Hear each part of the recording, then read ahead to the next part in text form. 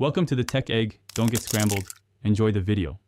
In this video, I will explain how to make cotton candy ice, a delightful frozen treat.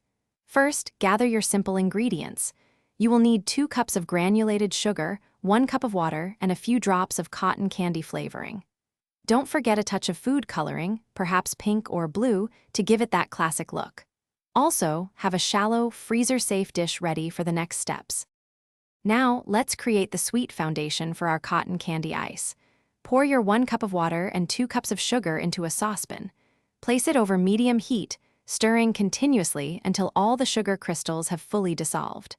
This process forms a clear, simple syrup. Once dissolved, remove the pan from the heat and allow the syrup to cool down completely before moving on.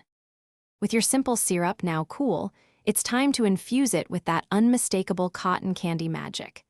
Add about 1 teaspoon or several drops of cotton candy flavoring.